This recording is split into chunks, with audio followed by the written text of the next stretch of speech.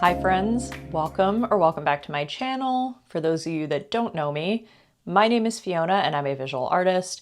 I specialize in bright, bold, colorful abstracts that spark joy, whether that's through painting, ceramics, or public art.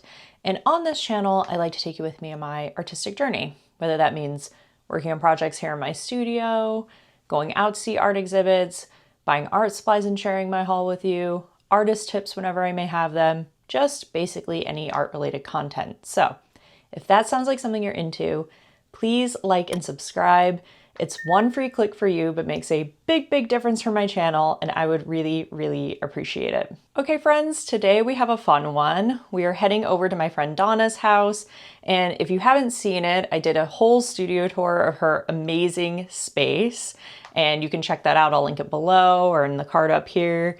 And she's an amazing visual artist. She does abstracts, but also works on a lot of different mixed media. So she might pair a painting with an assemblage, just very, very interesting work. But she has decided to give that work away. Now, you might be wondering, why on earth would an artist give away their artwork? She has a studio filled to the brim with work. She just had a massive solo show at Monmouth Art Museum, and I ran into her and she said, I just want to give away some of my art and make space in my studio to make new work. So she's doing what's called an artist bonfire. You may have heard about this. I've seen other artists doing it online, but I don't know anyone personally that has done it, where basically they'll take work that they feel they've moved on from, it's not selling, and they just do a bonfire night and burn a bunch of it and just create that space, I think both physically in the space, but emotionally, probably even more so, to create new, exciting work for themselves. Let me know in the comments below if you've ever been to an artist bonfire, if you've ever heard of this, and what do you think of it? I feel like it's kind of a controversial idea as an artist. I'm not sure how I would feel about burning any of my work, but at the same time, I paint over stuff and redo stuff all the time, and maybe that's similar in a sense. So anywho, today's the day that she's invited groups of people over to basically rummage through her studio. Anything that we want out of the selection that she's allowing us to look through, we can take it home for free. The hardest part for me is not gonna be going in there and just grabbing everything and bringing it back here to my studio, because you guys know I'm a huge fan of Donna and her work. But yeah, I would love to see how she's feeling about it. I think she's doing it in collaboration with maybe a friend. So maybe some of that person's work will be there. I'm not entirely sure, but we're gonna go check it out. And I'm just interested to know like what the feeling's gonna be. Is it gonna be happy and excited that she's letting go of this stuff? Or is it gonna be sad? Because anything that isn't taken is literally going to be thrown on a bonfire in another week or two. I'm very, very interested to know this. So comment below, what do you think of this? Would you throw your artwork on a bonfire if it is not sold and is taking up room in your studio? Or would you hold on to it no matter what? Would you ever give your work away for free?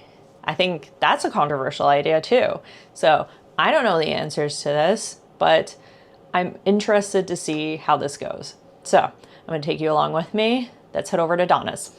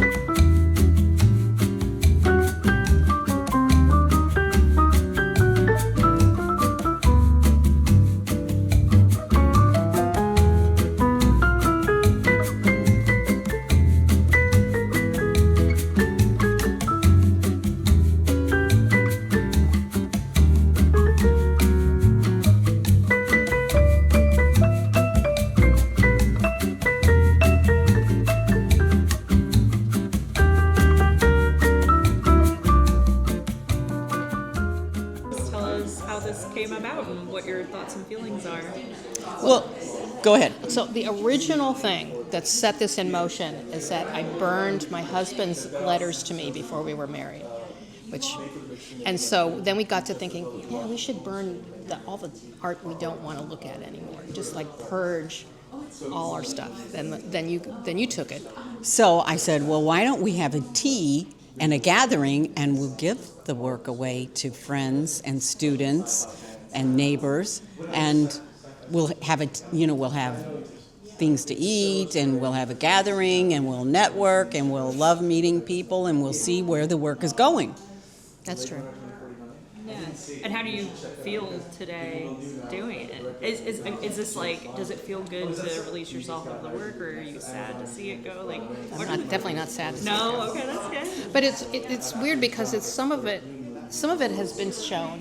Some of it is stuff that has never seen the light of day. So I feel kind of weird about people taking some of the older stuff that has never, it existed in a drawer for a while, and now it's not something I would present in my body of work. Yeah. So I feel weird kind of releasing it, but yeah. How about you? I feel good. I feel great. I like that eyes are going to be on these things. People are going to take them home. Other people are going to see them. It's going to be part of their family and a new life for them. yeah, it's true. And when are you burning everything? We're going to do it Sunday night at the end of the tea. Just tomorrow at the end? Oh my gosh. How did you Hopefully we feel won't about be. that? Hopefully we won't be releasing toxic fumes. Yeah, we hope not. We're going to have a little ceremony, say a prayer, because we're both embarking on a new bodies of work and a new way of approaching art making. And do you think that's also a part of this? Yes, just making room for that, not just physically, but mentally, right? I think so. Absolutely. It's a cleansing, it's a purging. Now, speak a little bit about where you are going with your art career, the new things that you're figuring out and learning. So my son and his family moved to Boston, and I took over their apartment in Queens, and I turned it into a print studio because printing was what I did in art school, but I don't have room in my home to print because you need a lot of space. Of course, yeah. So it's like reopened all the stuff that I thought about years ago is now, it's like really exciting. Although I started using these jelly plate things. Oh, yeah. And it's a love-hate relationship. It's kind of like having a pet. You have to get to know its quirks, or it's not going to cooperate. Yeah. So it's a process, but it's exciting because you can use it in mixed media a lot. Okay. It's very versatile. Excellent. So this is a way for you to, you're returning to an old practice, but in a new way. Yes. Yeah. It's exciting. And I think it's interesting. I started out with 2 images, and one of them is this horse. It's a horse image. And it's like the first thing I drew when I was a child were horses. I was obsessed with horses as a kid. My mother let me paint them on the walls in the basement. Oh my goodness. I know. So and I've sort of returned back to that. The sense of what the horse really represented to me was like freedom and time passing. It's moving. I love that. Interesting. How about you, Donna? Well, I am kind of done with my gourd striped forms. So I'm sort of ending that, and I'm going to continue with painting and mixed media stuff and some ceramic work. And I'm going into hourglasses, time, something you start thinking about at a certain age. Yeah, exactly. And I'm going to do pinwheel still, which is something I feel very strongly about. And my new career is going to be partly involving New York City because I'm looking for an apartment to rent in Chelsea or Tribeca so that I can really immerse myself in the art world and go to openings, meet people, rather than trekking back home and worried about getting home, and being tired or whatever. I want to roll out of bed and just go look at a show because she's been in and she's been showing me what she's seeing. And we used to go in together, and I used to go in periodically, but It's tough to do it in one day. tough. Because you're tired. It's exhausting. Yeah, it is. Yeah. So that's my plan, and I will have my artwork there, and I'll bring collectors and curators and whatever into my space to see the work there. Yeah. Well, congratulations to both of you. This is already wildly successful. My hope is that there isn't a bonfire, that everything finds a home. Thank you both so much. Thank you. Thank you, Fiona. We've got a trunk full of art now. Do a haul when we get back. So much art. All right, hello. I am back from shopping at Donna's and Libby's free art giveaway and picked up some goodies.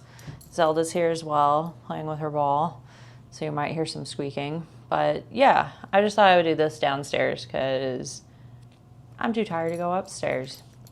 I don't know. Is that a good reason? Sure. Out of Libby's, we'll start with, because it was the first one, this piece called Campbell's Animal Face. It's not dated, but she does do collage. I really like it. It's got fascinating texture to it. And pretty much, it's all the squeak squeak. Pretty much the criteria was, would I want this to end up in a bonfire? No. So that's the first piece from Libby. All right. We kind of just grabbed a big piece of paper portfolio to put these in. So here's a piece by Donna that I liked, Double Enso, and this was from this year actually. So this was, I think, maybe a piece that she had made for her solo show but didn't make the cut because it has the pinwheel and the stripes, and then there's some doilies on there as well. So there's a bit of texture. But I just saw this and I was like, it says Donna to me. So I really liked that. Also, so if you remember from her studio store, the paint skins, see how this sticks up? So this one has a paint skin on it. So I felt really fortunate to get one with a paint skin. It was so hard to go in there and not just take everything, let me tell you.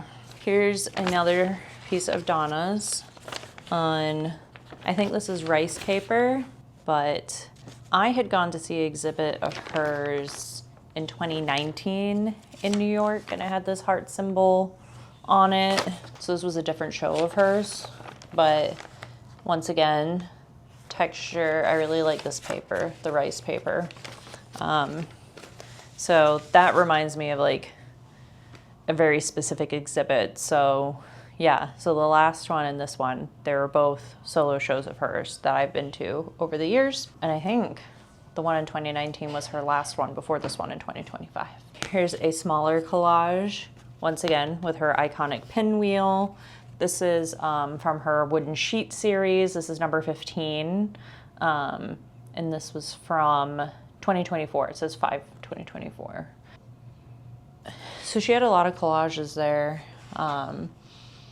as well as like paintings. So as you heard in her interview, she's stopping with the Gorg and the stripes.